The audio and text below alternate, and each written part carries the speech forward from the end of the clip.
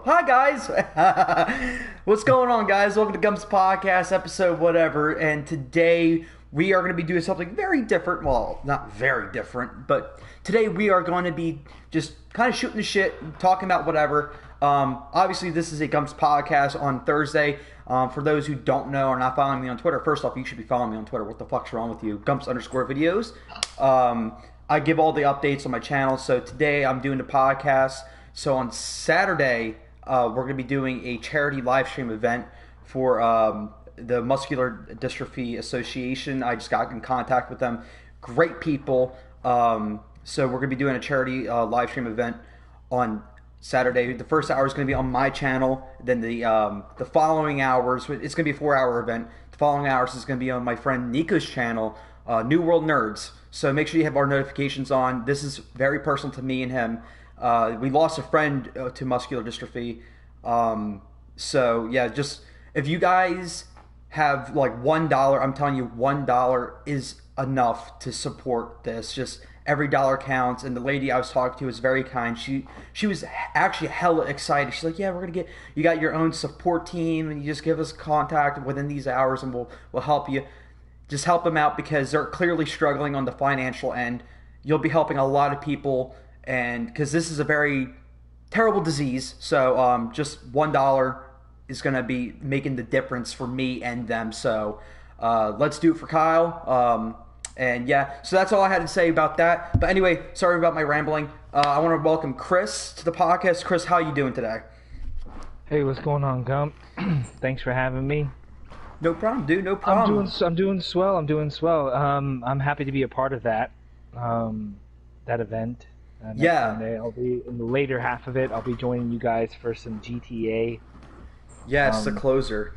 Mostly, I pretty much already kind of gather that this is going to be a free-for-all. We're going to start out like we're going to do something constructive, but it's going to end with us just shooting each other and laughing and headshotting and people getting pissed and me begging everybody just to use one weapon because it's bullshit.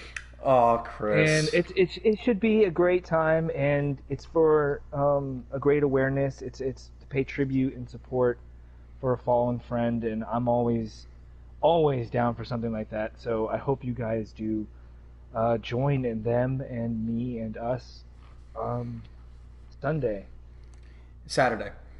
Saturday, shit, my apologies. It's fine. It's 100% fine. I do that all the time. I knew it started with an S, though. It started with an S. It was on the end of the week, somewhere around there. But no, like, yeah, it's definitely, like he said, the ending is going to be GTA. It's going to be mainly just me, Nico, and his friend Justin. But it's going to really follow up with a couple other games. There's going to be a section where I'm not going to be a part of because it's going to be Battlefront 2.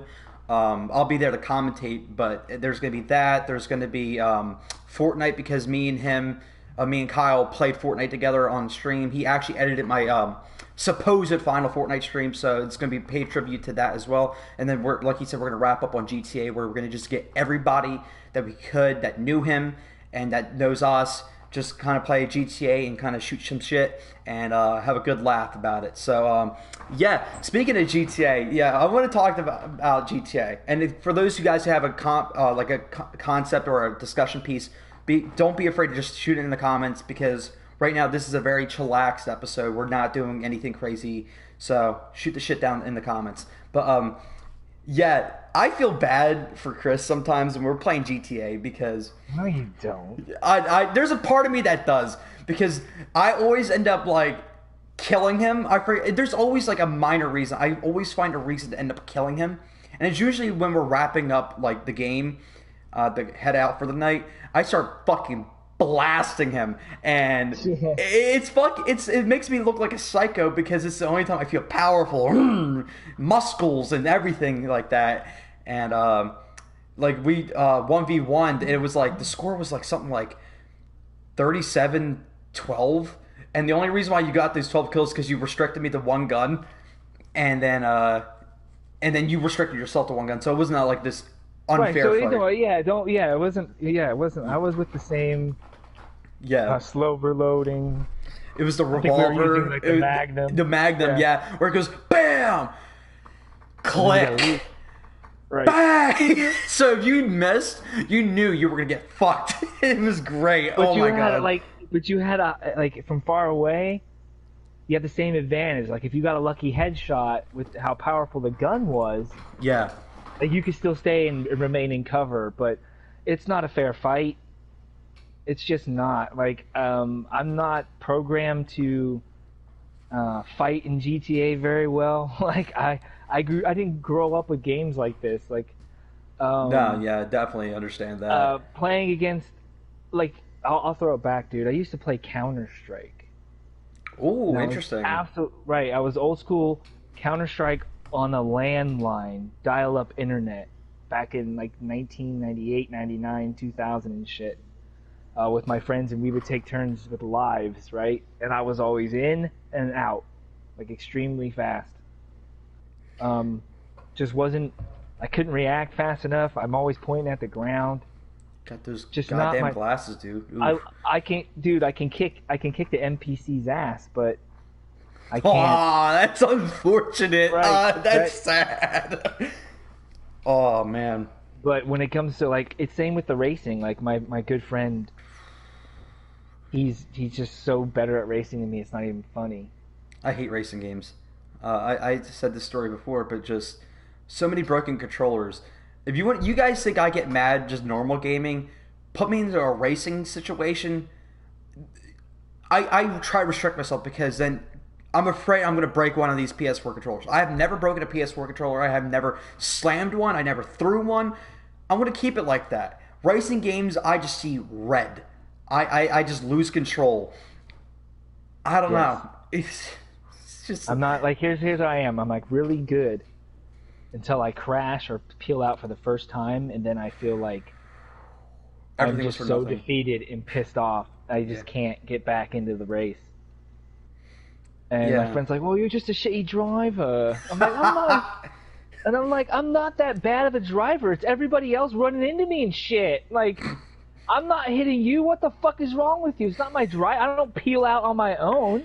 You get the love tap in the back left corner, right? And you spin out. And I just spin out like a ridiculous, crazy clown. I'm like, ah! Like, we hit a ramp, and then I'll hit the ground, and everybody else will be fine, but I'll flip.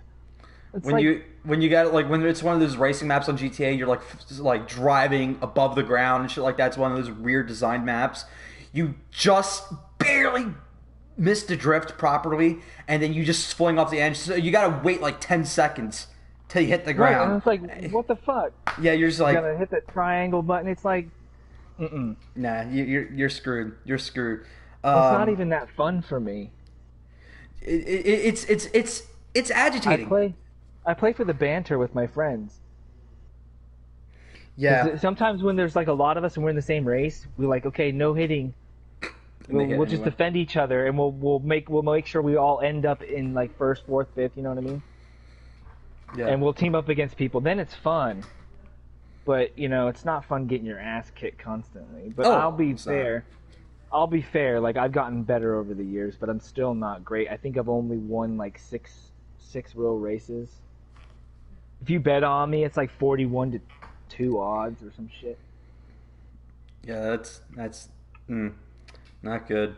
We got a quick topic over here. I wanted to see what your thoughts are. Hey, so I know Horace is not something you really talk about much, but they released a teaser for the new Chucky series, which is connected to the original films. I want to hear your thoughts on that real quick before I give my 2 cents. Oh shit! This is really. I don't care. Yeah, I don't care. Chucky's not scary. Next. I mean, just like for me, Chucky was scary when I was 5. No, it wasn't even scary when I was a kid. I mean, he didn't come out until like late 80s, didn't he? I'm not like exactly sure. 90s? Not exactly sure, but it didn't do anything for me. So, like even as a kid, I was more scared of the Wicked Witch of the West than I was. Bro, I was about to say that shit. I was like, nah. Like the one thing that fucked me up as a kid was that movie. I'm not sure if I told you this. I'll breeze over the story, but like there was a time where I would refuse to sleep for like I didn't sleep for like 3 or 4 days when I was like in first grade because I saw that movie. I thought the Wicked Witch of the West was going to tear me apart, and the one thing that was the scariest of them all was the tornado. Because I remember asking my grandmother, in just tears running down my face, I asked her, "Are witches real?" She's like, "Silly, nah, it's fine. You're fine, sweetie." I'm like, "What about that giant cloud that's eating up everything?" She's like, about that. And I fucking freaked, and I ran under my bed. And I hid under there. And I actually had to get a talk from my teacher, my mother, and my grandmother. They had to sit down with me and a guidance counselor to tell me that tornadoes don't happen in New Jersey. And then literally a couple of years later after that, when I'm finally getting over my phobia of tornadoes, they're like, tornado warning or tornado watch, whatever one of them. I'm like, ah! And I just fucking ran under my bed again. Terrifying shit. I hate tornadoes. Fucking, they still freak me out. I rewatched that movie, and I saw that scene come up, my heart started going. I was freaking out. I'm like, I'm 20, at the time I was like, I'm a 21-year-old man. I'm fine. And I'm sitting there doing my breathing exercises. Oh man, I don't like tornadoes, dude. Not at all. They don't bother me. I'm not like... Do you get them where you're at? Yes. Oh, terrifying. But originally I'm from California, so we get earthquakes. So I was conditioned to be afraid of earthquakes. Downed power lines and gas leaks and shit. Yeah, earthquakes are, I don't know. Like, I can't imagine it being too terrifying. I mean, I know the damage it can do, but like the earthquakes never like with tornadoes with you apparently. Earthquakes never really bothered me. I mean, tsunamis freak the fuck out of me. I mean, they're not like I'm not trembling in fear. But when you see a giant wall out in the ocean, you're fucked. You're dead. So I mean, kiss your ass goodbye. It's just like if you see a wall and it's getting bigger, oh. Right, and I've heard people say, "Well, just hold your breath." You fucking idiot! And ride the wave. I'm like, it's coming with a lot of pressure, like force. It's coming at you with a lot of speed and force because water has weight to it. It's not like you're gonna get blasted away by it. You're not gonna have a chance to just ease into the wave like you're on the beach. You know, when it's gonna be like when one of those big waves crashes over you and like makes you do one of those snap back poses where you're like throwing off your fucking shit. It's like that times a billion. Yeah, like you're not gonna be able to survive it. You're gonna, if you do get hit by it, it's gonna throw you at an incredible rate underwater into something heavy. And that's assuming that your neck didn't get snapped. That's assuming on impact your neck didn't get snapped. Now you're underwater. You're being flung around. Now you don't know what's up, what's down, what's left, what's right. And now you got to run away from literally everything that's in that water. Fish, shark, like debris, cars, everything. Yeah. There's a movie early in Tom Holland's career. I forget the movie. But it's when they were like in India or China or something like that. They were in a foreign country. There was like a tsunami. And the movie was brutal on the kind of damage that a tsunami can do. And like the mother was walking in the debris, right? And I think it was like a shard of metal, and it sliced her thigh up, and she didn't even see it. She was just walking, slice, and then she pulled her leg out of the water, and I'm like, what the fuck?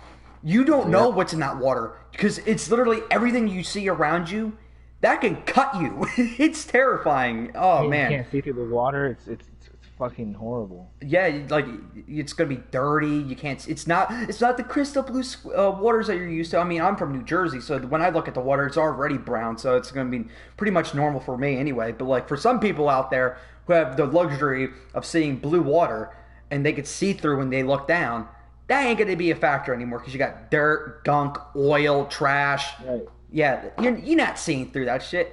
Oh, but we could just go to the top of the building. What's not to say that? Because like certain buildings aren't like let's survive a tsunami. Because let's be honest here, in like I'm talking about like big locations off this side. Like how often do tsunamis actually happen? Usually it's caused by earthquakes. Really know.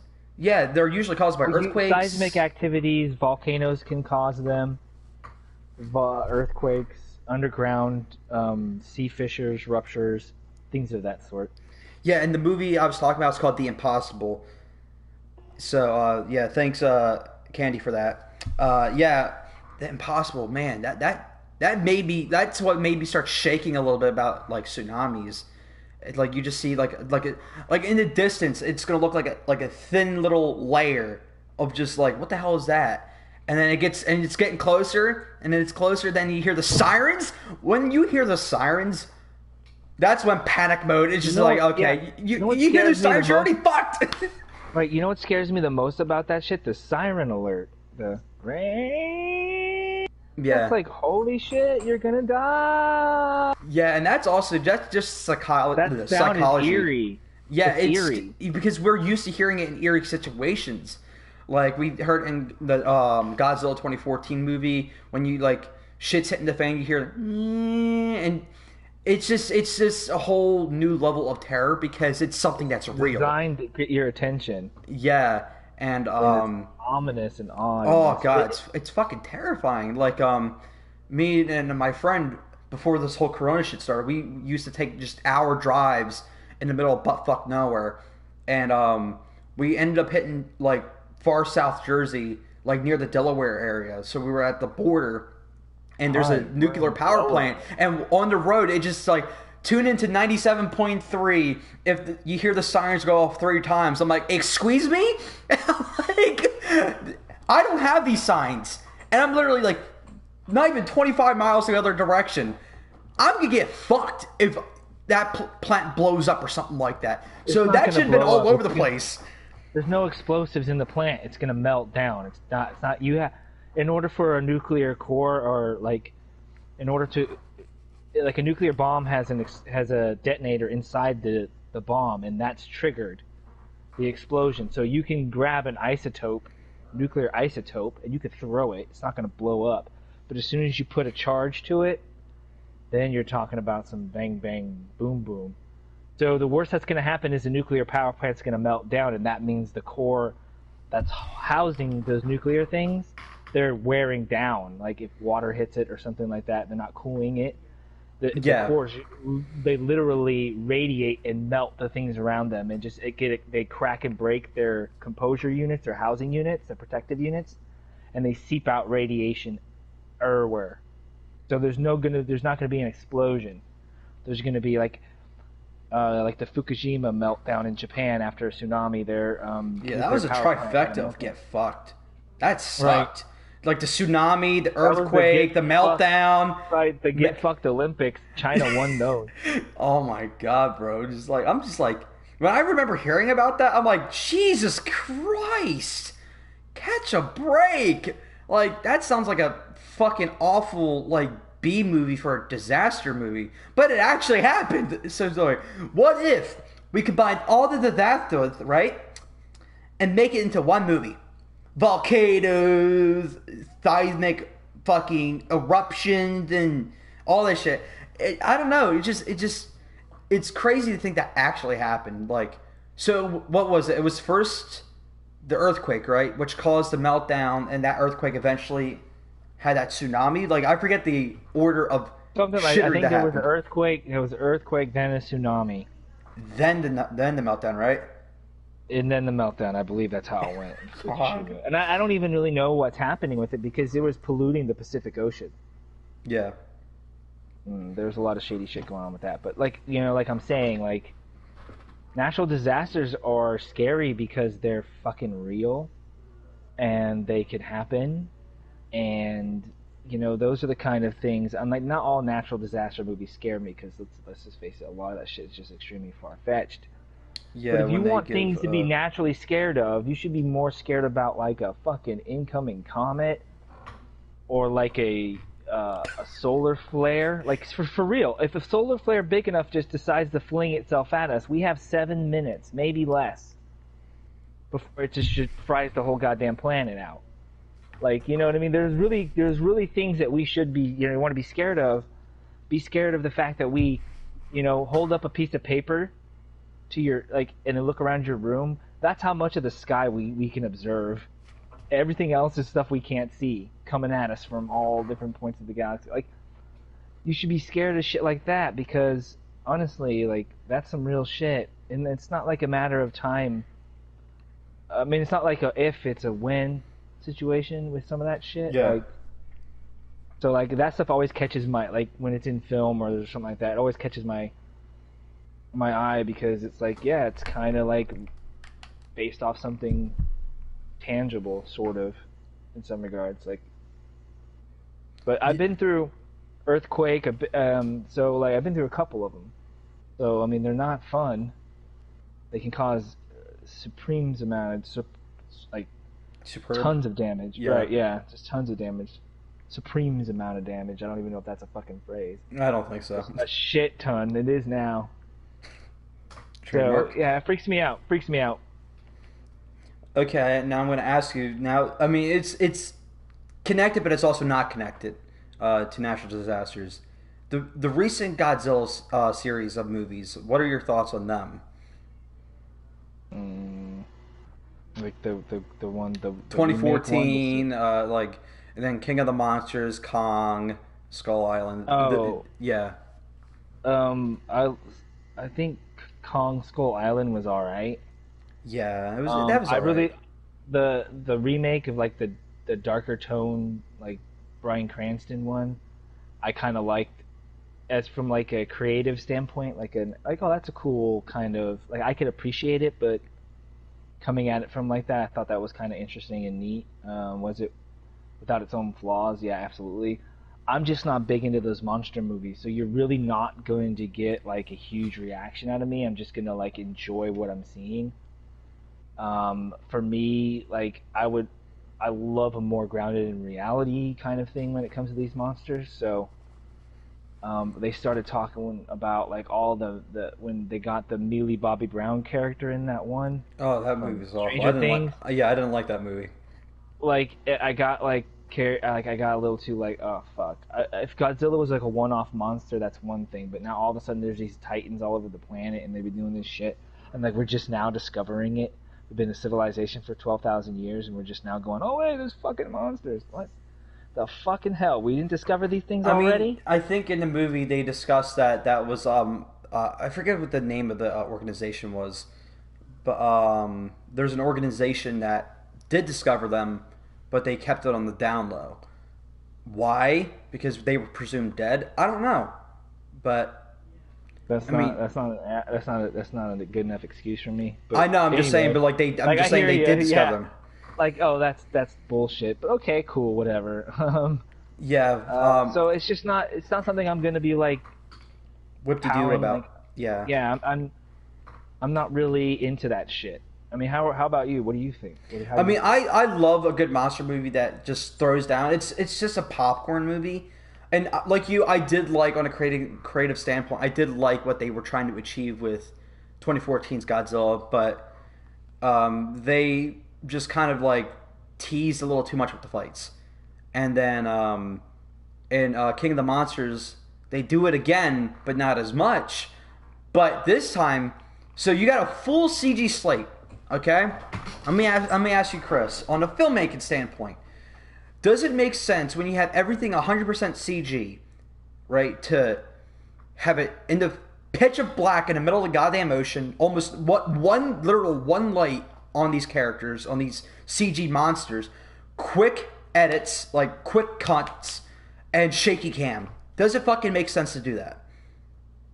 If that's what they set the tone of the films to be from the beginning of the film, then I could see them, like the artist saying, hey, I want this style and I want it throughout the film, and this is what, and all the other shots kind of add up to that kind of editing.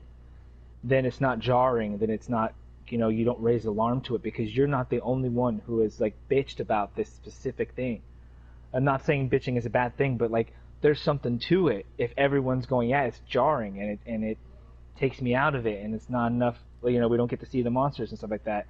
That's a creative choice that like I could get behind if the creator set out to do that from the beginning over the film. It just but the way in context, it felt like, okay, we don't actually have something good CG wise, so let's make it even darker. Let's do extreme close-ups and shake the goddamn camera, even though it's all being digitally made. Like, to me, as a creator, as someone who would try to make this, I would be like, okay, we don't have to really film this shit in the studio. We don't have to like find the angles. We can literally create the angles with a pencil and paper. We can like, okay, I want a long shot so we can really observe the action, because that's why we're there, to see action. And then they fucking focus on fucking what's her face, Kristen Wiig, being like, humanity's a cancer, and then tries to annihilate. And then when shit hits the fan, she's like, I didn't understand that. And then she tries to get redeemed. And then you got Millie Bobby Brown over there who's doing her trademark grab her ears, scream with a bloody fucking nose, because Stranger Things, she was in Stranger Things. They're focused on these fucking dim-witted characters, which has always been a thing. There's always going to be human characters in a Godzilla movie. It's just the way it's been for the past, 50 fucking years? So get over that. But at least the fights were, for the times, relatively good. What the... It was 2018? Get creative with it. Have some fucking swishing shots. I don't know. I think they missed. I think the term you're looking for is missed opportunity. 100%. They missed a really good opportunity to showcase some. Like, we've come a long way. I'm gonna be honest with you, man. There's no, if you're a big budget studio producing a theatrical film for worldwide release, there's no reason why your CGI should suck. It's not 1998 anymore. Agreed. So if you're too scared to show it your CGI shit and you don't have the budget for it, then you fucked up somewhere. And you got caught up in paying to somebody, or get caught up in some part of the filmmaking process that if you're going into that, and I'll be honest with you, I saw it on bits and pieces. I didn't watch the whole movie because I got bored. It's pretty boring, yeah. But to not have a payoff like that, it doesn't make. Try that. You can do something like that in a lower budget, artsy kind of film, I guess you want to say, if that's the term. But when you're doing a big blockbuster like that, you gotta pay it off. Exactly. And Godzilla in 2008. Not 2008. 1998. I think it was 98, 97, one of those two. I think that at least paid it off. Say what you want about that film, but the hype was real about that shit, though. To be honest with you, like, I remember that as a kid. But yeah. As far as my taste in films, though, like, I'll see it when I see it. I am in no rush. Yeah. Never was my thing. Before we change gears on this topic, I also wanted to bring up King Ghidorah, the three-headed dragon. It was my favorite monster. For obvious reasons, he's a three-headed fucking dragon that spits out lightning. That's just like a 13-year-old's toy dream where he's playing. He's like, now he's gonna spit lightning. It's fucking cool. It's stupid, but it's fucking cool. It's dumb fun. And I've always wanted to see how they would make him look.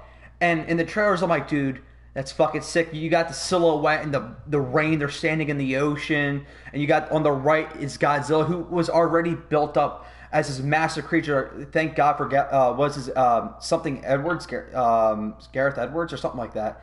The director who can like literally make things feel big. He's got that visual eye for that. So we see Godzilla on the right. He's only taking up half the frame. And then you got King Ghidorah, who's literally he's like literally at the top of the frame, and his wings span out, and he towers over Godzilla. I was excited to see that, and then they ruined it, because when the fights finally happened, again, it was just zoomed in, cut crap, and I don't know. It just wasn't for me. Yeah, I remember bits and pieces of the fight, and I was thinking to myself, like, those kind of creatures. I mean, how long do you think a fight would be? What kind of fighting would it be? Would they attack, back off, then attack, or would they latch onto each other and death grip roll and wrestle, tussle? I don't know. I don't know. I mean, if you could observe, like you could do it, like, your research is literally just watching Animal Planet. It's just like, I guess that's what your research is. Mom, I'm researching! You're watching Animal Planet. I'm watching Shark Week. Fuck out of here! It's for research. the three-headed dragon character should have like came in and like claws first, swooped down and grabbed Godzilla, and then like wrapped his wings around it, and the three heads should have just like came Start at jabbing him at every it. angle, right? At every angle. Oh my god. And Godzilla's just trying to wrestle him off and shit, and he fire breaths, and then all of a sudden they back off, and then, you know, I mean, that's, I don't know, man. It's cool to speculate, though. Yeah, I mean, there's so much you can do, and again, King Ghidorah, Godzilla, arch enemies. King of the earth, king of the monsters. And I'm not sure if you knew this, but King Ghidorah is an alien. Oh, great. Yeah, yeah. I told you, it's fucking weird. It's a fucking weird character, but again, 13-year-old me was like, that's the coolest shit ever! I'm still like that, so I mean... cool-looking monster, but it's an alien, it's been on the planet, well, okay. Yeah, All so right. I don't know. Okay. I mean, it could have gotten a lot weirder. But yeah, I want to bring this up to you because I'm pretty sure you're not a fan of this, but like Teenage Mutant Ninja Turtles, have you ever like followed that at all? Like the comics? Oh, of course. Okay, I gotta I grew ask up in you. that era, man. Have you ever heard of this new comic series that they're producing, that they're making? Making the girl turtle. No. It's actually really fucking badass. It's actually really badass. So, I think it's called The Last Ronin. This is me just trying to go off of what I remember hearing. Nico and Justin told me the other day. So it's called The Last Ronin, and it's about a sole surviving turtle. Like, out of the four brothers, one of them is the last survivor. This is like a Logan situation, so it's like its own universe. And, Oh, please be Raphael. Please. no one knows. That's the thing. It's all speculation. Some people want Raphael. I'm pretty sure no one wants Leonardo because Leonardo's too fucking obvious. No one wants Leo. Nobody wants Michelangelo. So I said it would be Leo or interesting to Raph? see. I'm thinking it would be interesting to see Michelangelo because of how like of a 180 his character would get. On a character standpoint, I think there's a lot you can explore with the Michelangelo. Going that 180, like the goofy, haha, cowabunga, dude, to this fucking dark, grim, like, I just saw my brothers die. No, I don't need to see that Michelangelo who's jaded. He's always like Pure. a lightheartedness. I mean, if they do that, it's just gonna, for me, it's gonna, like, for me, it has to be Raphael. If you're gonna go like a Logan kind of, he's the Logan of the Turtles. He's the fucking Wolverine of the Turtles, so to speak. He's got a lot of emotion, but he wants to do right. He cares about his family. He has a big heart. But he's got rage inside of him. And he's trying to be a leader. Of course he would be one of the last turtles standing. Yeah. My book.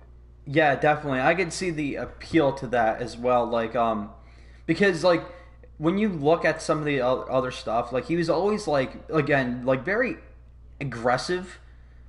And he got very heated very easily, but at the end of the day, he did have a big heart. So like this kind of concept is always cool to see. I think, in my personal opinion, it's almost fascinating to do with any of the turtles because they're all distinctively different. With a Raph, it makes the most sense. Raphael makes the most sense. Leonardo's too easy. The way I see it, it's too easy to do Leonardo. Michelangelo, there's a cool 180 you can do with the character. What I would like to see is Donatello, because like his brains is what made him survive. That's the reason why he's the only one left alive. And I don't know. There's a lot of cool tech guru. Right. I don't know what the route they're gonna go with this story because there's a story with any of these survivors if you pick one of them. I think me and you can agree on that. If we're gonna like it or not, that's a different story. But I don't know. It's a fucking crazy concept, and we don't know who killed them. That's another thing. So I don't know. Like, I don't think it's gonna be Splinter that killed him, or not Splinter. Why Shredder. would he do that? No, Like, I meant Shredder. My bad. I don't think that would be too easy. Like, Yeah, that's what I'm Shredder. saying. Yeah. It- Krang. Oh, it you know, sucked. I think what would be, I don't know, what would be interesting if like maybe it starts off with like they lose one turtle, and then they jump in forward in time a little bit, and then they lose another turtle, due to something like natural, like a freak accident, or they're fighting bad guys and they lose their balance just one too many times. You know what I mean? Yeah. Like, I don't want a foe taking them out necessarily. I would be kind of interesting to see that, like, I don't know. It's hard to explain. I'd have to think about that in silence more, and this is not really the time for that. Yeah. No, definitely. So many story ideas. I mean, that's another thing. Like, it's kind of this whole theme. It's gonna become a trope that's gonna get worn down really thin because everyone's like, oh, that seems like be a thing. Like, take an existing franchise that's been established as one thing, and flip it on its head and make it this really dark, like, dystopian future where, like, everybody else is dead and there's like this one character like a Logan. That's gonna become a gimmick. Hopefully not, because it is a great. It's in general, it's a great concept to take like a story that you already know, and then do like a what if, and then it's just like this really dark future. There's cool shit you can do with it. Yeah, there's a lot of shit. Like, yeah, exactly. And I'm not sure. Like, I want to hear. Do you think they're gonna do a already existing villain that did this to them, or do you think it's gonna be like a new villain? I mean, I have no idea of like the info, but I'm hoping it's maybe somebody that we know, but maybe he's obscure, like a one-off villain or something like that. Yeah, maybe maybe something they had set up in the past and they never did anything. Maybe it's Baxter Stockman. Like is that the businessman? No, Baxter Stockman. Yeah, like the scientist. Yeah, that's what I meant. Yeah, that would be very fascinating. I don't know. I'm a sucker for these kinds of like dystopian future movies. Like, there's just something, again, cool about it on a character standpoint, and I don't know. So I want to hear it, like, quickly. What is the list of turtles you would like to see be the sole survivor? From like 1 being, yes, I want him to be the one, to 4 being like, nah, not really. No, okay. For me personally, it's gotta be Raphael. I would probably be okay with Donatello. But Michelangelo, nah. Leonardo is just like, Leonardo is just like, oh, I lost my brothers, I'm the leader. Like, we've seen that. Yeah, we've seen that in all the fucking movies too. Like, right. So I personally would love to see Raphael, maybe Donatello, because he's smart enough to maybe find a way to keep himself alive if something really big and bad did happen, and Donatello somehow made it out. Makes feasible sense because he's really smart. Yeah. And his fighting style has never really been aggressive, but he's going to have to get aggressive. I kind of like that. Mikey, I just don't want you to destroy Mikey. Nobody needs a fucking dark Michelangelo. Like, it's Michelangelo like you've never seen him before. Cowabunga, asshole! That's great. Right, and it's like, no, Mikey, no, bro. You're like our inner turtle. You're like our inner kid who loves these turtles. Like, you're like the link that makes us still, like, remember them as a kid. Because even as a kid, I liked, Michelangelo a lot, but he wasn't my favorite turtle. But Michelangelo being that kind of his character, and I think what he brought to the table from the animated, because originally the cartoon, not the cartoon, but the original comic, they were all kind of dark and had the same kind of characteristics. Yeah. The animated series is what really gave them their characters, and for me, and then the live action movie that just blew my ass away when I was a kid. So I wouldn't want that to happen. And if they do it, it's not that I'm not gonna be like, oh, how could you do it? I mean, I could see them going, yeah, let's do Michelangelo, because it'd be fucked up. If I was gonna do it, I would love to do Raphael, but if I was really gonna do it, I would probably do Michelangelo, just because I know how much of a stink it's gonna cause. Yeah, just because it's gonna really show. It's gonna to establish the world, like how you take a fun character and make him so jaded, and then make him grow up. Yeah, that's gonna suck. Now, like, the more I'm thinking about it, it sucks. But like, on a story standpoint, it's fucking great.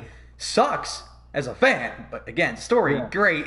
Creatively, it's fucking brilliant. Yeah. But my inner childhood is going, oh, no. Like, stop it! Don't touch him! You just want to protect them. Just put like wrap pillows around them. Just like, be safe, my child. But Right. I forgot to bring up one cool factor that Justin did inform me on. That this turtle, the sole survivor, is going to end up picking up his brother's fighting styles and stuff like that. So he becomes like just one with the Like turtles. one, like he's got bow staff size. Oh hell yeah! It's like See, that's fucking that's dope, fucking bro. dope. Like, you know what I mean? It's like I can't fucking- imagine in 2020 being like, yeah, there's a comic about Teenage Mutant Ninja Turtles, and it's fucking badass. Like, what? I think Donatello is smart enough to pick up their fighting styles and really know it. So is Leo. I think.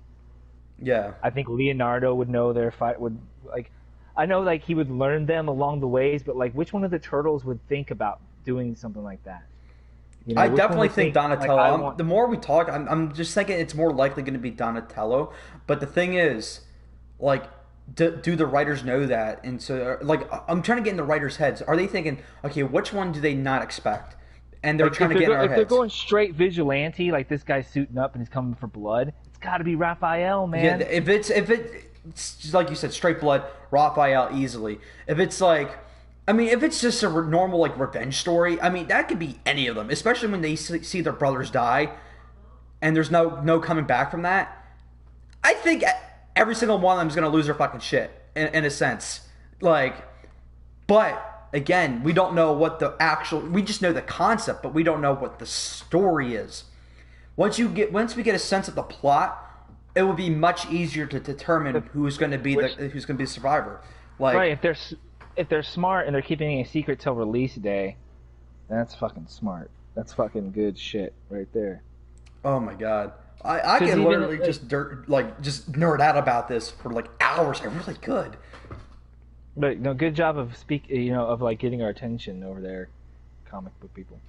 Yeah, it's gonna be it's gonna be the first Turtles comic. I'm gonna actually be like, I need to read that.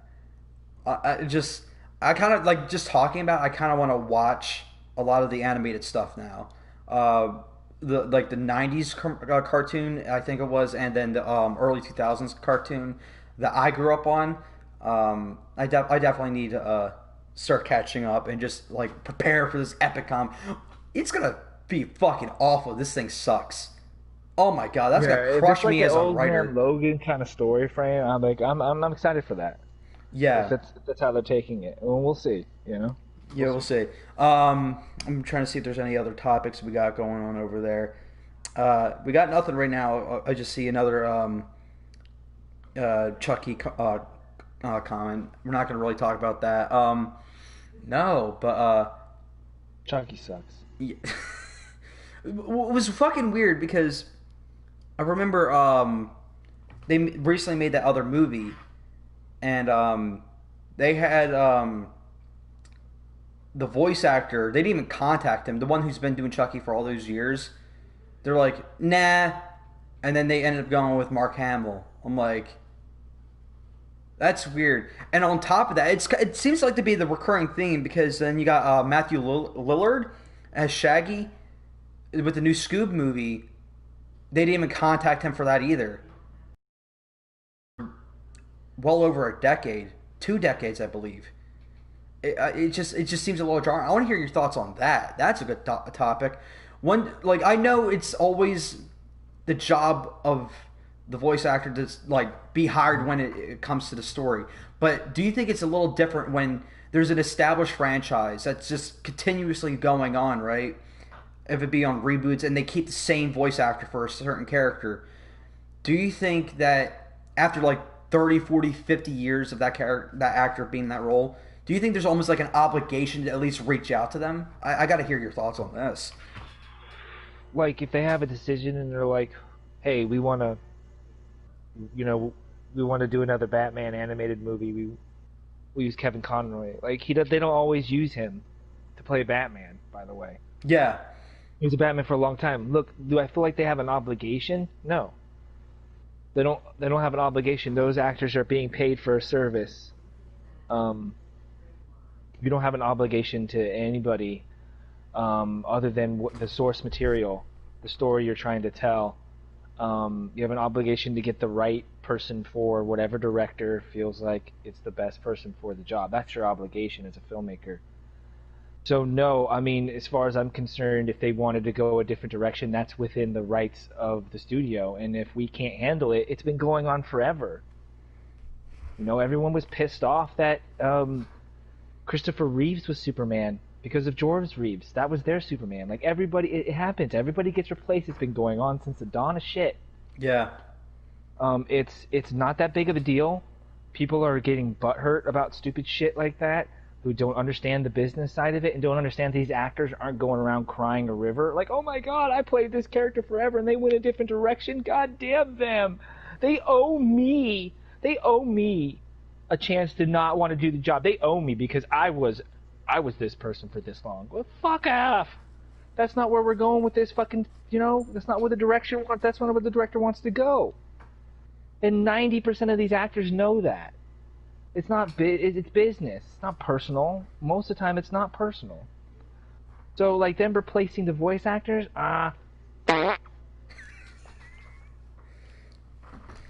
if you don't owe anything to the fans. I know that they watch the movies, but like, if there's an outpouring that you're a fan of something and you won't watch it because the voice actor's not doing Shaggy anymore, like, how sucky is your life that you complain about this shit? Like, seriously, it's not the end of the world. It's not a big deal. Stop being butthurt. It's business. I don't know. I'm sorry. I'm not trying to be like an asshole about it, but it's like, I'm hearing a lot of people talk about shit, but they don't understand the business side of it. And if they're just making a big deal out of it, like, I just want to like cause a stink because I'm just I'm having fun, just saying like, oh, blah blah blah. I'm like, it's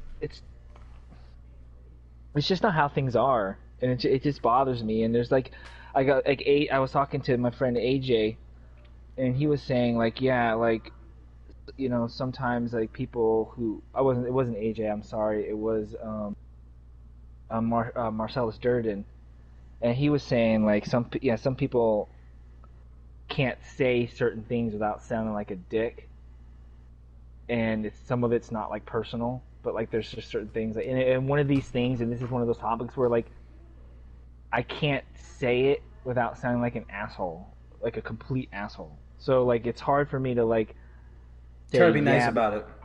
Because I'm anti, I'm anti a lot of things. Like, I'm anti big studios and big corporations, and I'm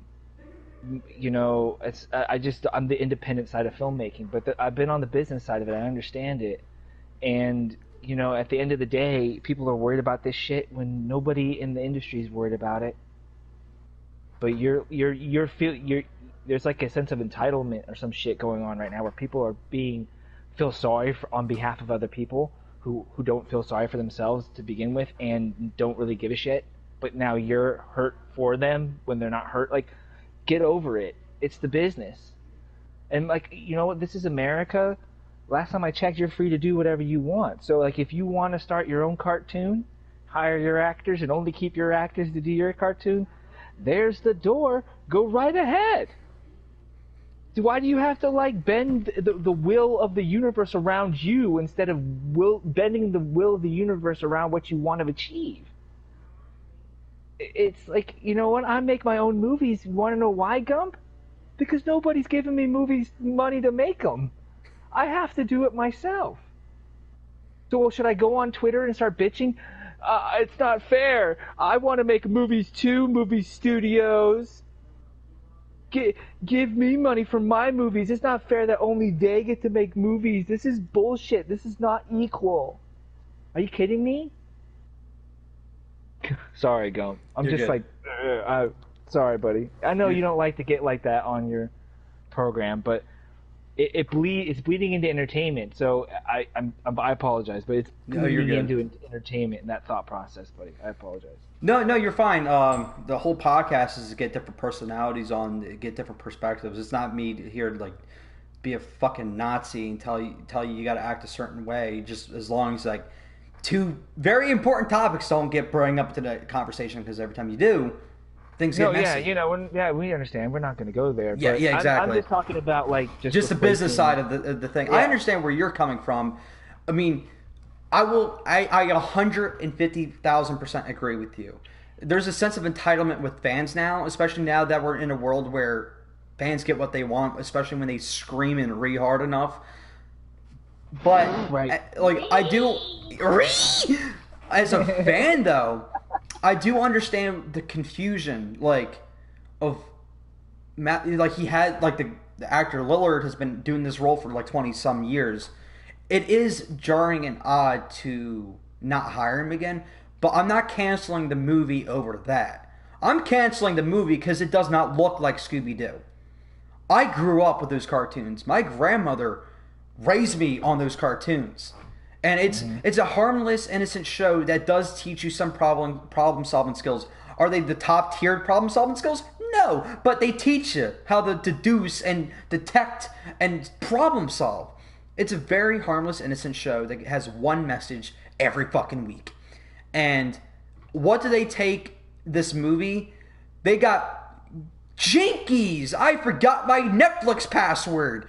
Oh shit! La la la! Superheroes, tights, and then you got Scooby-Doo over there casting IKEA and shit. And Shag's like, "Did you just say IKEA?" He's like, "No, Reggie, ass." It's pretty fucked when your early 2000s live action movies were more faithful to the fucking source material, even though the source material is literally just unmasking something.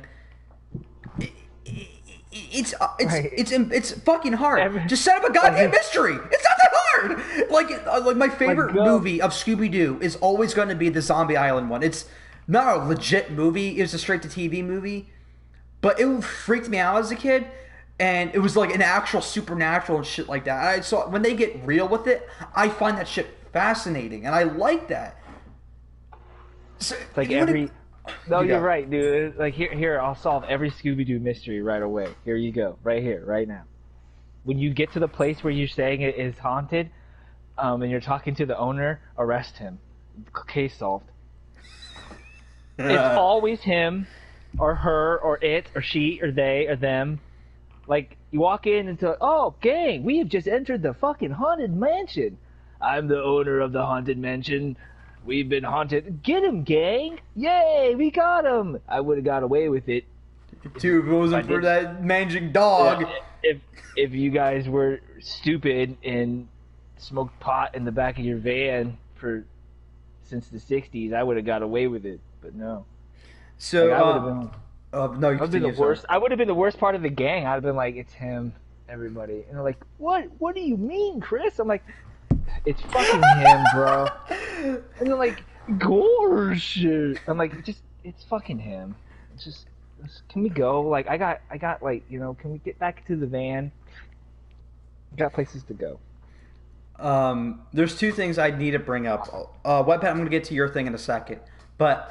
One of my favorite Scooby-Doo episodes is actually not on Scooby-Doo. It's on one of my favorite shows called Supernatural. And so the show's been going on for so long that they're allowed to do literally dumb shit. And they just say, ghost. And it just makes sense. They're aware of it too. They understand that. So they always have these really weird, zany episodes. And they actually... were able to do a crossover with Scooby-Doo. It's funny because it was pretty much a hard PG-13 Scooby-Doo episode where so there's, long story short, there's a ghost possessing a TV and they got sucked into the TV and they were living one of the more iconic episodes of Scooby-Doo. And Sam, one of the brothers, never watched the show. He's like, "It's clearly that guy." And then Dean's like, "You gotta let the episode run out just because we gotta play the game." Just because Dean just loves the show. He's like, "Just shut up! Don't tell him. We gotta work out the episode." But then it actually ends up not being the case because the ghost who trapped them is actually trying to kill him. So you actually see these cartoon Scooby-Doo characters getting fucking maimed. Like, you got one who's got armed, ripped off, head fucking dangling from the ceiling, and then Fred walks in. He's like, "Oh, jeez. Well, we got another mystery to solve," and then they just walk out, and just it's fucking weird. Dude, it's self-aware. Cool. It's fucking fantastic. fantastic. I loved it. I was pissing myself. And then you got Sam and Dean who actually see people die, and they're in a cartoon world, and they're getting ready to fucking puke. They're just seeing these cartoon characters get mauled. Like Shaggy actually broke his arm, and there's a part in the episode where the whole gang starts having a fucking mental breakdown. It's like they're all real, and then you got Sam and Dean showing them guns, like they're like cracking a shotgun and shit like that, and they're giving it to the kids. And oh my god, it's a great episode. I love that episode to death. Oh jeez, I'm gonna have to check it out. Yeah, definitely. It's sadly there's not enough because it's only a 42-minute episode. There's not much you can do, but I don't know. I just want it more. But that shows you got a good episode going. That you just you want it more. No, I would be hungry for like one of those like off the wall like Rick and Morty shows that like makes fun of like Scooby-Doo and ghost hunting and shit. Like I would be down for something like that, like an adult cartoon version. Yeah, so to speak, making fun of it. Yeah, that would be fucking great, dude.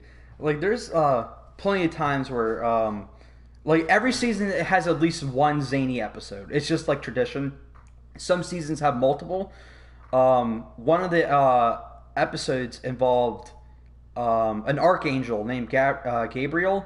So like he long story short, he's disguised himself as a trickster so everybody doesn't find him. He doesn't want Lucifer to find him. He doesn't want Michael to find him. So he disguises himself as a trickster and puts Sam and Dean in a time loop of just different TV shows. And they're like very cliched, over-the-top melodramas. Like they get stuck in a medical drama where like they're in a love triangle. And they do my favorite parody, which is the CSI crap. And it's straight ripping on CSI Miami. That's awesome. Yeah, just where he's like... he's got to wear sunglasses in nighttime on a dead body, and he's like, who acts like this? I'm playing a douchebag wearing sunglasses at 9 o'clock at night. That's just fucking desperate actors screaming, I can't act. And I don't know, they went over all these TV tropes. They even poked fun at themselves a handful of times. I don't know. I could go on about Supernatural all day. I already did that last week. I don't want to do that again, but yeah, it's a great show, and I just love it when shows are going on for so long they can be self-aware about it. And Webhead was talking about the most recent Scooby-Doo show. I forget what was it called. I think it was just called Mystery Incorporated. Scooby-Doo Mystery Inc. So it's actually apparently the entire season has one giant mystery. There's mysteries in between apparently, from what I remember. But there's just one overarching mystery that actually has supernatural stuff and like that. So I'm going to have to check into that, because that can actually be really cool. But it's not just from Webhead I'm hearing.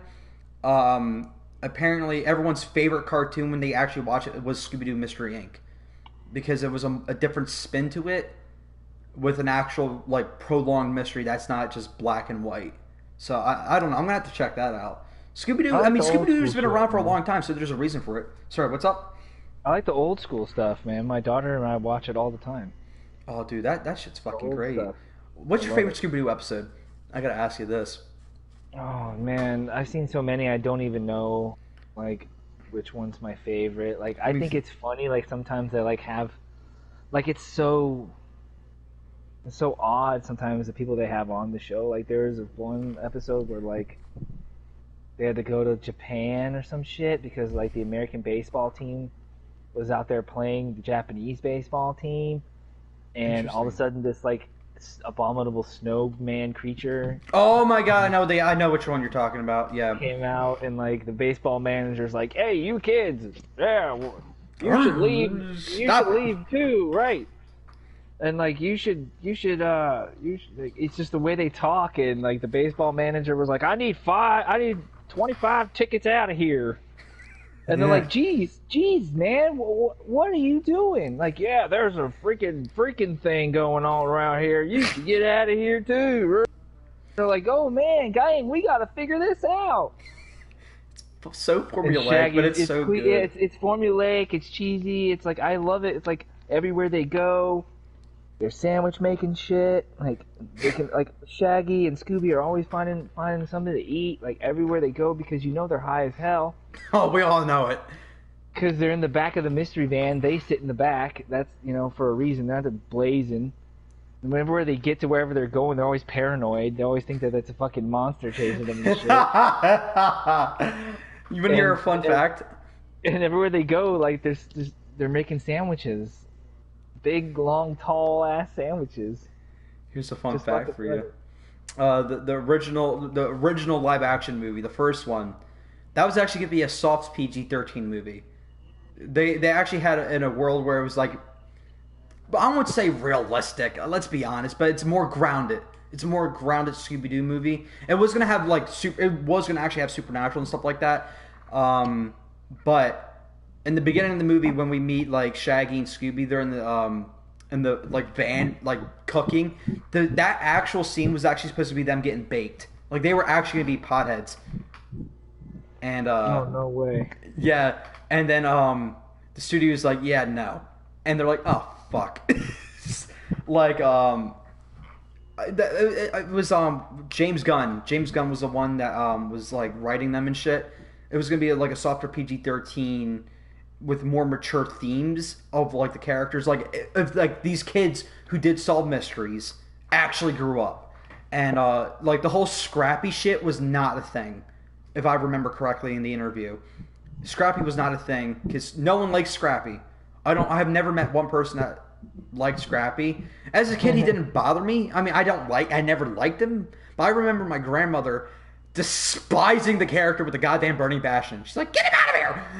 So, But no, yeah, I wasn't aware of that, but like, there's like, you remember the fucking time where Shaggy farts in that suit of armor?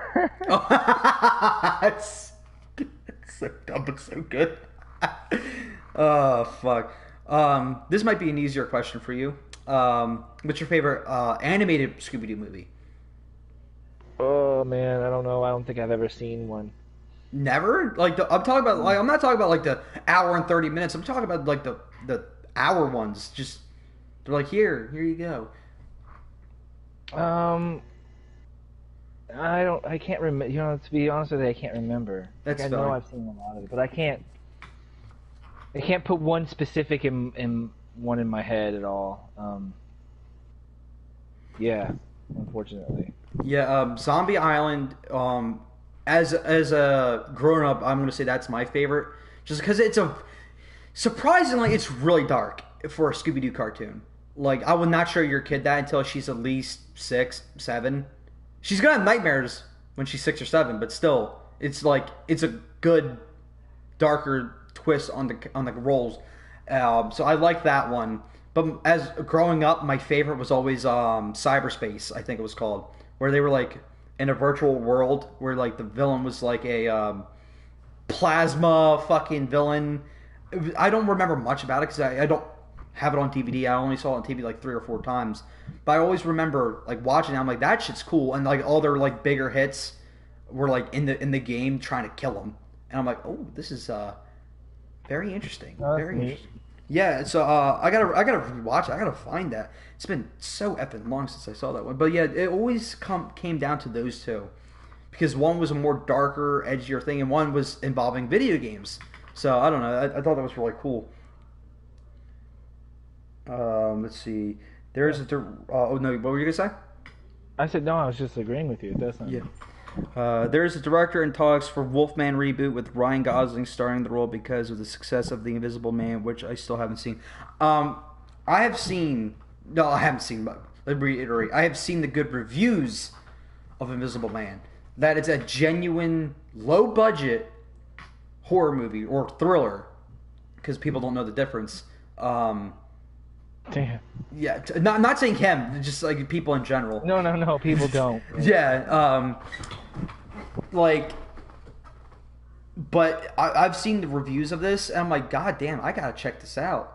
It's more of a character being tortured mentally, and I think that's a very cool way to do it, because that shit what they try to do with, I didn't see the movie, but Tom Cruise, The Mummy, with the fucking Avengers level CG. I'm like, what the fuck are you doing? I understand you're trying to establish a dark universe. You don't need a dark universe. Will it be cool? For me, yeah. I think it would be cool to see. It's not so much a dark universe as it's like a dark action universe. Like, no, thank you. Yeah, like monsters again would be great, but they're not they're not world-ending level events. yeah, like keep it small, like to a suburban town. Like, Yeah. like you don't need these like what's selling me on Avengers is the scale because they're superheroes. You want to see them be tested for their strength. You're not watching a fucking monster to test their strength. You're watching them to terrorize people. They're gonna terrorize the entire world. Boogity boogie, but nah. That's not how it works. It's not how it works. I mean, don't get me wrong. That's why horror movies can never be told from the point of view of the monster. Yeah. Because the thing that we like about it is the human being aspect of going through that horror involvement. Like, yeah. Yeah. I mean, like, there is, because there's a nerdy side to me that knows that it should not be made for a story side, because there's always that nerd side, film critic side that's always battling out on each other. I want to see these monsters punch the fucking shit out of each other, because that's fucking awesome to me. But on a story standpoint, that is ass. I mean, if you really needed these characters to like be in the same universe, imagine in a world where like I don't know, there's like these monsters are being captured and they're finally just like they're like imprisoning them, experimenting on them, like as we would normally do. If we found out there was an invisible dude, we're gonna test you because if you want to go cliche, which I hope they don't, for the love of God, but they went cliche. They're like, we're gonna weaponize you, or we're gonna say, is there advantages? Is there disadvantages? Is there like a cure to cancer in there somewhere? Like they captured the Invisible Man, Wolfman, right. Vampires, and then one day they fucking get out, and now you got all these monsters wreaking havoc on like one area. That's the only way you can do it. Even then, that's not scary. That's not scary because you already seen them and they were in prison, right, so exactly. It loses that value. That's why doing like crossovers has to be a popcorn movie, and that's why something like The Invisible Man, to me as a filmmaker, doesn't make sense for the world to be all connected, because there's no point. There's no point. Even though as a fan I'm screaming inside. No, you're right. They never, they did cross over in some like. Are you still there? Yeah, I'm still there. I'm sorry. Oh, you cut out. Oh, don't tell me he left. He probably lagged out. Let's figure that out in a second. Chris, you lost your mic. Yeah, we're gonna have to assume that he's gone for now. Maybe his mic got hit the shit. But anyway, I'll just continue talking until he comes back. So with the whole, this is the second time that happened. That's weird. So yeah, again, the fan side of me wants to see this happen, but again, the film side to me just knows it won't be great. Again, if you gave me gunpoint, told me you have to write a script on how is this going to work, I'll probably tell you what I just told you. Just establish these characters, make them scary for what they are, and have them get like captured, experimented on. Maybe have them presumed to be dead. But if you do that to all the other characters, like Dracula is presumed to be dead, Wolfman's presumed to be dead, it's going to lose its flair. But I think the key important thing is if you want to establish a universe with these characters, again, why? I don't know. But if you wanted to, establish these good movies first. Because the reason why Mummy failed with Tom Cruise, that failed because it was trying to set up a universe. And it was obvious it was trying to set up a universe. So establish one good movie, like Invisible Man, and continue moving on from that point. So, I mean, the reason why people are excited that Wolfman's happening is because Invisible Man was apparently good. I got to see it. But I don't know. If you guys got any more comments, questions, concerns, just comment down below and we'll try to go over them. What makes more sense story-wise, a Universal Monsters universe or a slasher universe? So sorry. Oh, no, you're good. You're good, dude. Let's see. I just was reading a comment. Comment said, what would you prefer story-wise? What would make more sense story-wise? A Universal Monsters universe or a slasher universe? LOL. That's a good question, actually. That's a what would make more sense? Slasher, probably. If you're living in a Story-wise? world, like, if you're living in a world where there's a Jason, there's a Freddy, there's a Leatherface, like, what makes it cool is, like, I think they're in worlds where, like, these are one-off, crazy, holy shit moments, you know what I mean? Yeah. But if they're happening all over the place, I think it takes away from, like, The scary factor. people are going to start talking about it's like no one ever, I don't know how to explain it. I just think it takes away from. I mean, it takes away from both factors when you really look at it. That's why a horror cinematic universe doesn't really work. Except for Conjuring, because they're on movie 25 or something like that. You fucking ass. I mean, it would work. You just got to go in a certain direction with it. You have to, like... It's hard. It won't be easy, but for me, it's like, if I'm watching Freddy Krueger reboot for the 40th time, and then all of a sudden there's like a Jason teaser at the end of it, I'm like, they already did that. They did Freddy versus Jason. And it's like, oh, I want to see how they're going to introduce Leatherface, and it's like, maybe there's an audience for that. I don't know. The thing is, I love them as standalone films. A lot of people overestimate the size of the fan base for these characters. Yeah, they're iconic, very iconic, don't get me wrong, but the actual audience for them is not that big. Not as big as people are making them out to be. Again, this is one of those things where, like, yeah, I'm friends with a lot of nerds. Like, I got you, I got everyone in the comments, I got all my subscribers. So therefore, in my head, nerds are all over the place. Not saying that's how I feel, because I obviously know that's not the truth. But some people think like that. They're like, oh, I have like 5 sets of friends, and they all feel like this one way. Therefore, my brain's going to tell me that the majority of the people are like that. When, again, that's not the case. It's just the audience is not there. It's really not, because casual viewers mainly don't like horror movies. And then it's just the truth. There's an audience when you tell a good story with horror, which is pretty hard for some reason. But when you tell a good story, you get an audience. So everyone's like, oh, this is actually a good horror movie. Cool. But when you do that, you lose the faithful horror movie fans who only want the cheap scares, jump cuts. The horror movie fan base is fucking weird. It really is. There's so many different sides to it. Like, you got the jump scare fanboys that only want to see hookers, like, no, I want all that in my film. Like, I want, as a horror film, it's a touchy subject, man, because for me, what I find, scary about horror films is, like, the tone. Like, I say this all the time. It's like, what do you mean by tone? I'm like, some films are just shot creepy. Some cinematography, lighting. The lighting, the sound. Like, there's an art to it, and I think when it comes to, like, for me being scared of, like, the unknown, like I am working on my science fiction film right now. I mean, science fact fiction. I don't know how you want to call it, but I've been toying around with wanting to do a horror short film, just because I've never done one, and it's not really my style. But I've been working around in my head to see if I can come up with a story that I find interesting and that's worth telling. And I'm working on one right now that it involves, like, the unknown and stalking and somebody being followed and watched and stuff like that. It took me 20 years to find a story that, like, scares me. And another thing that scares me, like, where we're on the topic, like, aliens, like, invading, like, families and shit and taking them away. That crap freaks me out. I'm not gonna lie.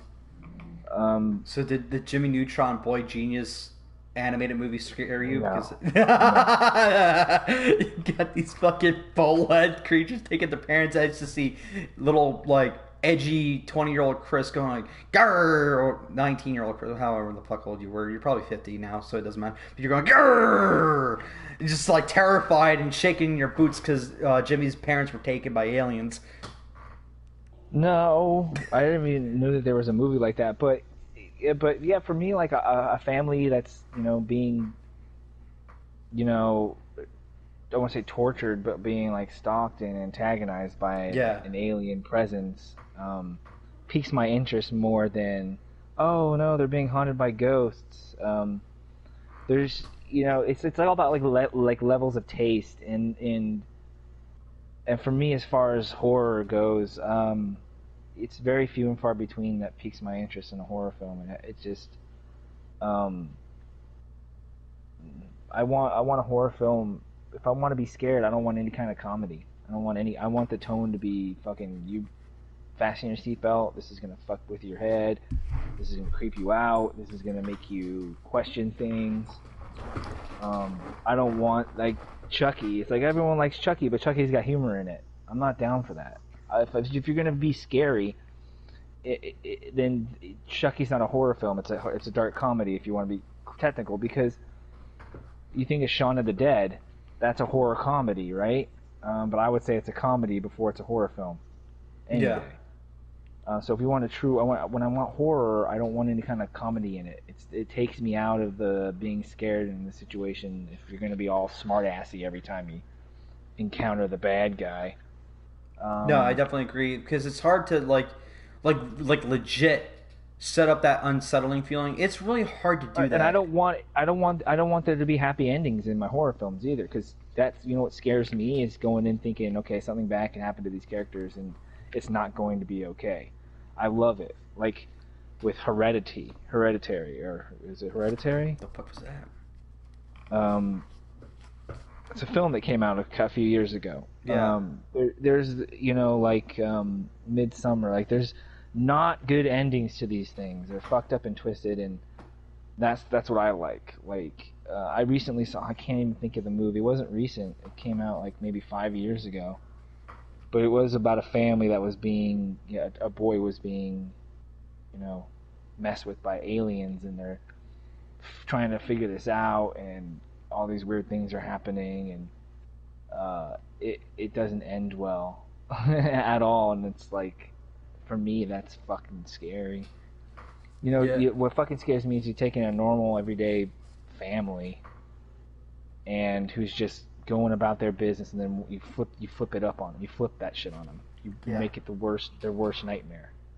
Nothing scares me most than being complacent and just going about my life, and then like something bad happens, and then all of a sudden during all that shit you have a moment where you're like, just yesterday I was just taking the garbage out, and now my family's being attacked by aliens. And it's not like, I know that sounds kind of funny, but at the same time it's like, it's all concept. It's like, are you kidding me? It's like, now for me it's scary. It's like being I don't know. It's just like being complacent. It has like a lot of layers to the horror factor that scare me. Like having it be a family. I'm a dad. I have a family. Yeah. Speaking of which, I just heard my daughter scream. Anyway, so for me, that's what I want to do. So like I'm writing a horror short film in my spare time. It's like people when they say, Chris, take a break. Okay, I'll write a different story, because that's how I take a break. So I've been kind of thinking about this, what I would want to kind of horror film, what kind of horror film I would want to be in, like something that has to do with stalking, or something that has to do with like, it's all about like presentation. I think one of the things that I really loved about the first Halloween film is just how Michael Myers was just in the fucking back, like in the scene, like always there, peeking his head out, not saying a word, just stone-faced looking with that mask on, and it was just ominous as hell, and that would spook me, and it still kind of spooks me. So like I had a dream that I kept coming to my window at night, and I would like open the blinds up and look out underneath the street light. There's a man in black with a hat on, and all I can see is his piercing red eyes just staring at me. And like I was like, okay, I gotta write a story around that. Yeah. Like it freaked me out. So like that is just ominous, dead quiet at night feeling, or just somebody's at your, and then all of a sudden the next day you hear it knocking at your door in the middle of the night, and you go to open the door, nobody's there, and then for shits and giggles you just get a feeling you want to look out, and you look out the window, and there's that man still standing there, staring up at you in the middle of the night again, like you're just being tortured by it, by the psychologicalness of it. But like the eeriness of it could be supernatural, or who the fuck knows, you know. It being in the dead of night, you know, and it's slowly getting worse and worse and worse and worse. That right there for me, like even just talking to you about it makes me want to go write some more about it. But I'm working on it. That's cool. I mean, they can be made for the cheap too, so that's what's also really good. Yes. This is like 2 actors in a room, you know. Yeah, just one location. Right. It's about the writers. It's about not the writer. It's about the characters. About the condition. You know, the tone setting. It doesn't have to be spectacular. It doesn't have to be. I don't know how to explain it. It doesn't. It could be the story. This kind of story could be told in such a way where it doesn't. You know, it could be just simple. Yeah. Simple. Agreed. Simple and impactful. That's kind of what I usually go for, except for my science fiction film in Vakui, which means Into the Void, is not simple. Not simple at all. It's one of the hardest things I'm ever going to do, I think, in my entire life. But, yeah, that's a exception to my normal rule of projects and stuff. Yeah. One thing that really does bug me about like these horror movies, that these horror movie nuts, like I'm talking about the shitty ones. Everyone's like, oh, they're just so good, so great. I'm like, it's not scary. You know why? Because it's always the same person that's alive. It's 3 possible scenarios every fucking time. You'd be like, well, there's this. I'm like, it's like 1 out of 5,000. That's how often this shit happens. It's like, so it's either the sweet innocent girl lives, the sweet innocent girl lives, and the weird guy, or no one lives. You never, and if it's about a family, the father almost always dies. Almost every time. Yeah. I'm just tired of seeing the same pre-cut people just getting axed off because there's no fucking surprise. And plus, again, they're pre-cut characters. There's nothing unique about. I get it. I understand that you got to like get to the scares. You got to establish what. But what makes a thing scary is when you want the person to be okay. When you're just like, okay, you're insert jock guy, insert comedic relief, insert pothead, insert minority. You're like, okay, dead. Oh, that guy's got some charm to him, so he's dead. And then you got the sweet innocent girl who has no capability of surviving because she's so innocent and has never picked up a weapon in her entire life. She's probably got one boo-boo in her entire life, and she's gonna be the one that survives. Bull fucking shit. Every fucking time, and it pisses me off. It's just every time I'm just like watching it, I'm just like, really? Every time. Even was The Cabin in the Woods, the movie that's making fun of horror movie tropes, had a movie horror trope. Because guess what? It was the weird guy and the sweet innocent girl, even though they were just talking about how they set up, and they were still the ones that were alive, and then they killed them off. So no one lives. So they had 2 tropes in reality. They had the 2 weird survivors, and then they killed them off. Yeah. You know, you're exactly right, dude. It's the most cliche bullshit, trope-filled naivety in the world. And like, I can go in going, okay, I'm expecting these tropes, right? But give it to me in an interesting way. Agreed. Give me some compelling characters. Give me a great antagonist. Give me a great protagonist. Give me some good shots. Give me some good tones. Know what kind of film you want to be. Be that film all the way through it. But yeah, I mean, that's how dude, it's so cliche and people get mad at me. You don't like horror genre? I'm like, it's not the first genre I go to.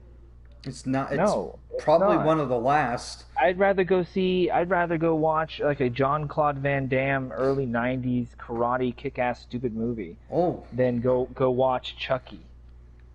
Because then I can get something out of Jean-Claude Van Damme. I can't get anything out of those. They're not scary to me at all. You know, people's like, oh, you're full of shit. Like, it didn't scare me as a kid, bro. Freddy Krueger did. You want to know why Freddy Krueger scared me? Is because you couldn't escape that fucker in your sleep. Yeah. He came in your dreams. Like, if that doesn't scare you, I don't know what to tell you, bro, because we need to sleep. I mean, then they continued the franchise, and then he became a clown, too. Right, but it's not scary to me anymore because I'm not 12. Well, yeah. Like, I have bad dreams about... you know what scares me these days? You know, paying the bills. My daughter growing up to be a good person. You you know, who's going to be our next president? You know, what's the job market going to be like? What about school? COVID-19? That shit scares me. Like, you know what I mean? That's what. If you're being, if I'm, I don't know. I'm just being a pretentious douchebag, but whatever. No, but I definitely see what the point you're trying to make. But like, I don't know. It's just scary movies. The commercial ones are not good. Like, don't get me wrong, A Quiet Place was great. I thought it was pretty cool and clever to like have an entire movie like almost with no sound. I think that's really cool. Um, but I don't know. It's just like all these like mainstream things like The Conjuring, Ass, and they had like 17 fucking spin-offs. Like you got The Nun, Annabelle 1, 2, and they had fucking 3. Like, stop. Right. It's just. Ass. I know. We got a comment. Thoughts on the new Halloween trailer? I have not seen it, sadly. I'm hearing pretty good things. It's crazy. I forgot that they shot these movies back to back. I think they did at least. That's why I remember hearing. I really liked the Halloween reboot. Was it fantastic? No, but was it a good horror film? Was it? A lot of it was true to the original kind of style. I really did like. I love the soundtrack. It was an interesting take. It wasn't bad. I don't think it was that bad. I'm kind of excited about it. Like the house is okay. So like the house is burning and like they're in the truck. They're moving away from it. It just happened, you know. And then all of a sudden she hears the ambulances just rushing to the fire, and she and her kids are screaming, "No, let it fucking burn! Let it burn!" Her grandkids. Oh, that okay. I did see it. Okay. And you know what I mean? And then it's just like intense as fuck. Like Mike Myers, man, Halloween. That's always gonna get me, man, because Halloween was always one of those. It's just that spooky time, you know, that spooky, eerie, where anything's possible kind of. Like I really do love the time of year. I really do love the Halloween time and all that spooky, scary shit. So, like if I was gonna rank my Halloween's, not my Halloween, but if I was gonna rank my like scary, my ghosts, my goblins, my monsters in my films or slasher films, or whatever, if I rate my monsters or whatever you want to call these people, killers, Terminator's number one. And definitely, like, Terminator scares the shit out of me, dude. I don't ever want to fuck with the Terminator. It would probably be Mike Myers second, obviously, and then Freddy Krueger, and then maybe Leatherface, and then that Jeepers Creepers dude. Oh, Jeepers Creepers was fucking weird, dude. It was, dude, that Jeepers Creepers character was fucking scary. I don't like that guy. Yeah, and that music. Oh. Music for so yeah, that's pretty much it. Yeah, I didn't see the reboot because again, I'm not a horror fan, never really have been. So I never got into it. The only reboot of Halloween I saw was the Rob Zombie one. I'm like, okay. I think the only thing I remember liked, it was like, I mean, that scary fucking 8-year-old girl. Boy, cutting up dogs and shit. Like that yeah, kid had long hair. They really went a Michael Myers is fucked up from a fucked up family, fucked up shit's happening to him, and that's why he becomes the killer. But his Mike Myers was really fucking scary though, big, intimidating, not talking and shit, and there was. It's not great, but there's pieces of it that I do like. I understand that there's some people that are like, it ruins the mystery about it. I'm like, okay, but like I think it's scarier thinking that that's a real person because there's like every slasher killer has got to be a fucking like some supernatural based ability. I'm like, bro, it doesn't always have to be like that. Like Freddy Krueger, I understand because that's his thing, just dreams. That makes sense. And then you got Jason Voorhees coming back from the dead every fucking time. He gets killed by a bunch of fucking camping teenagers. Everyone's like, he will be Predator. That's a different conversation, but that's, yeah, stupid. Predator would kick his ass. But then you got Jason with these supernatural abilities, and then now you're gonna. Why does Mike need to have these abilities? Oh, because he's teleporting. Oh, I'm like, I think it's scarier thinking that that's a real person. Because, no, yeah, I'm the same way. Yeah, because like just because he's got supernatural abilities and like that, you're explaining the teleporting away, and I don't like that. I don't like. I just think when they teleport and they're like wish washing, and it's out of the realm of possibility, I'm just like, oh yeah, he's gonna be there in 3, 2, 1. Not knowing when is he gonna pop up and when is he gonna sneak around. I think that's more scary. But you got to do the trope of the loud bang, and you're like, oh, fake out. Oh no, but there he is. These horror movies are just so filled with tropes, and I say this all the time.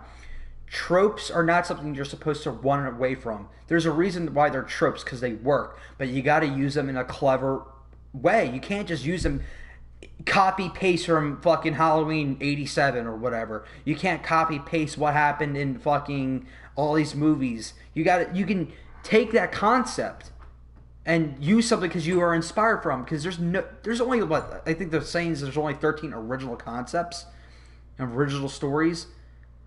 And the reason why it doesn't feel like that is because there's spins on things. There's spins on things. Like superheroes copying Greek mythology and shit like that. Because that's what they are. They're literally gods among men.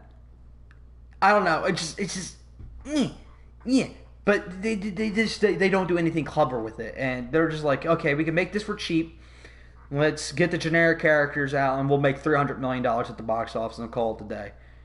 Unbelievable. No, hit the formulaic shit. X amount of people love this shit. X amount of people love to see these movies.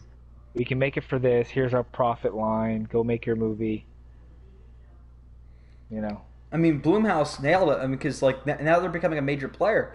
They're releasing something every fucking year now, where it was like every 3 years or something like that, because they make these movies on the cheap. Like I'm talking about fucking 2 G-strings and a fucking broken fan. That's the budget for these movies, and they're turning in like 70, 80, maybe $120 million depending on the project they make. Some people are like, that's not a lot of money, but for the profit that they put into that, they're making bank. They're making real cash. That's why people like making these horror movies, because they don't have to put thought into them, because you got that fucking bullshit fan base out there is like, yeah, I like Halloween 17 because it invigorates the character. I'm like, all he did was just slash some bitch's throat. Oh yeah, it's very scary, isn't it? I'm like, oh, fuck out of here. Ass. I'm not shitting on the Halloween franchise. I'm just shitting on the fact that these movies can have 17,000 sequels and reboots. I'm like, and people are bitching about Spider-Man being too into the media and shit like that. But I'm like, how many stories can you make in the past 20 years about a guy with a white mask that's got a buzz cut on it with a goddamn knife? I mean, don't get me wrong, I'm liking what I'm seeing with this reboot, but there's like 20 movies of Halloween. There's nothing really new to the formula, so to speak. I think for me, I can't speak for anybody else. What brings me to it is the nostalgic factor. Yeah. Like, you're right. If you look at Halloween H2O, you look at even the Halloween reboots with what's his face? Rob Zombie. Scary Rob Zombie dude, whatever the fuck that guy. Fucking weird. He's got a weird fucking. He's weird, definitely. So like those films for me, I was only watching them because I remember how terrified I was watching Halloween as a kid. Thinking, oh my god, I could be running around the trick-or-treating and there can actually be a killer in a costume and I wouldn't fucking know. Freaked me out, man. Like, it just really did. So, for me, it's always I'm coming back for the nostalgic. I'm not going, oh, this is groundbreaking film. Like, I'm not going into it like I see it. I don't come into it like I'm going to go see Nolan's new movie. Like, every time I go to see a Nolan movie, I'm expecting something Nolan. Different. Yeah. Right. I'm expecting Nolan, but I'm also expecting something different, unique. So that's not what's bringing me to those. I don't know what's bringing everybody else to it. Just because they just like cheap scares. They think a genuine scare is that cheap, loud bang with was it a jump scare? That's the term. Or like if someone's sitting in bed, they hear a noise in the closet, so they creepily come towards the fucking closet. They build tension with the music. The person's getting scared. It's getting closer and closer and closer and closer. Bang! I'm just like, right. Every fucking time. like me, I would open up a scene with her laying on the bed, flipping a page, and all of a sudden, bang! And she's like, "Fuck!" Like if you the jump scares is a real art. Like There's an art to I wouldn't it. set them up, man. I wouldn't set them up. I would just let them happen because in real life there is no setup. And sometimes like let the scare Like, do itself. Don't not- make this loud bang sound effect because when you're in the theater, that shit ruptures my goddamn ears. That's what scares me, not what's happening on screen. Right, and if she goes to the closet to investigate the noise or whatever, she's not going to do it slowly and gingerly and wide-eyed and moving really slow. You're either going to walk up to it or you're not. Yeah, one of my most iconic scares, the one that actually made my heart literally stop for a full fucking second and a half. I forget what the movie was. It was like where this kid was like in an dreaming in an alternate world. It was around the same time Conjuring came out. What the fuck was it? Like he was in a different dimension or something. It sounds ass, but it like had the Darth Maul looking demon. Like they were doing a normal conversation, you know, side shot, back and forth conversation at a dinner table, and then they subtly switch it to panning shots, and they focus on this old lady, right? And they pan on her, and then the more it moved left to her face, you see like this Darth Maul looking demon behind her. No loud bang. Yeah, I know what you're talking about. Yeah, and I remember going like, oh, that's just gonna because if you were sucked like it. She moves her head a little bit, and the demon's just right there staring at her. And there was no loud bang, there was no setup. It just was there because our guard was down. Our guard was down. There was no unsettling music, and she wasn't creepy. They were just in a normal conversation. That set up that nothing is fucking safe. And I'm just like, Jesus Christ. And there was not that cliche like, oh, look. Oh, no, my fucking deodorant just fell. Jesus Christ. I should go investigate. And then there's like 20 fucking minutes of them slowly creeping. Like, I don't want to see that. I want to see characters in a genuine... That's a cat. Right. Find out it's just a cat. And then when he goes, oh, Mittens. And then when she puts Mittens down and looks back, oh, it's the monster right there. Oh, no. Oh, no. Didn't see that coming, mother... And every time... Oh, you get cursed. It's fine. But every time, like, I jump from a jump scare, they're like, see, you got scared. Like, my friends do that all the time. Like, you got scared. You got scared. Like a bunch of fucking idiots. I'm like, I didn't get scared. What happened was the fucking loud bang just shocked me. There's a difference from being scared and being shocked. If you, like, were just sitting there in the middle of a goddamn conversation and you literally smashed the fucking table as hard as you could, nearly cracking the damn thing, you'd be fucking startled and you're like, you got scared, you got scared. There's no talent to it. It's asinine. It's childish. It's very easy to do horror. I know that I'm gonna get shit for that. Well, I don't care. No, it's easy.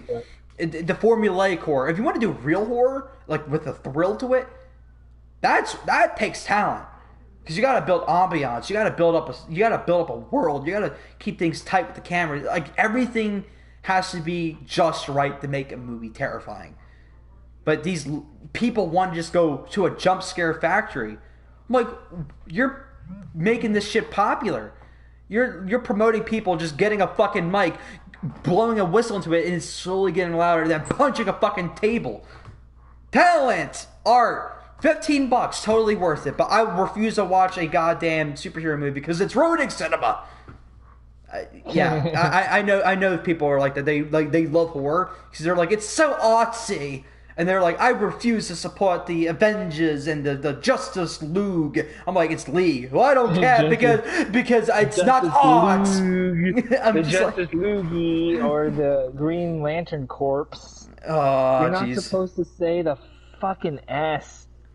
Oh, Jesus God, Christ! You know what really bothers me is like people who say that they're big fans of the Green Lantern Corps. I'm like, you're such a big fan that you don't even know you don't say it like that.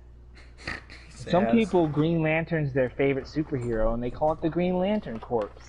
It's ass. It's like, what the fuck? The S is silent, like the Marine Corps. You don't go. It's 1, 2, 3, 4. I love the Marine Corps, not 1, 2, 3, 4. I love the Marine Corps.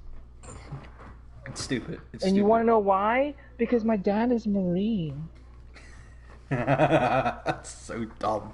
Like, Right. there's one thing that always, like, now I hear it and it People literally fucking makes do my that. ear snap. Yeah, like how you get that little cringe and you like shrivel up when you hear that.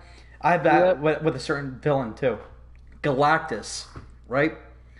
A friend of mine and I were having a conversation, but he's like me, but worse when it comes to tangents, and he just does not shut up, and you can tell he doesn't know when I'm not interested.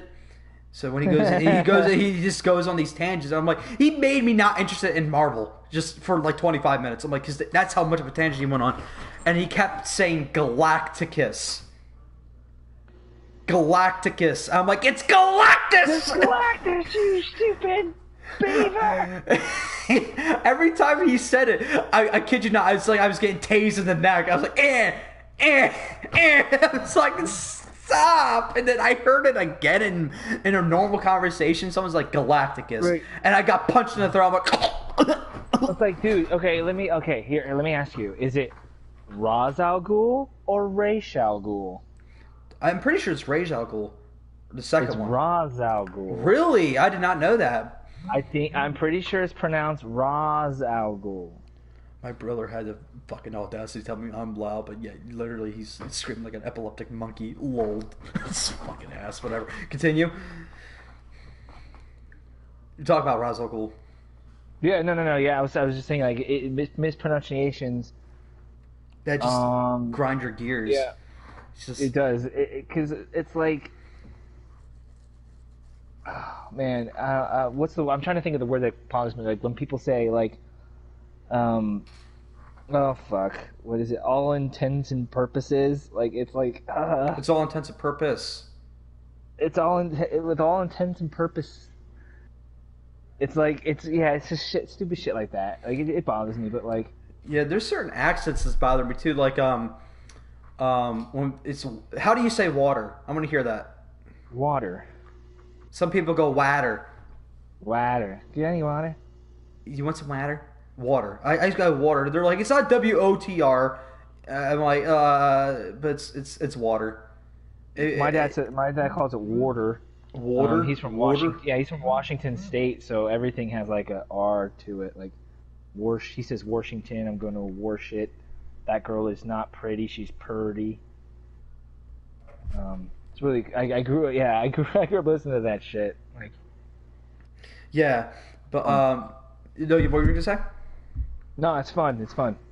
Yeah. So yeah, we're gonna wrap up the podcast right there, guys. Yeah, I gotta go grab some dinner.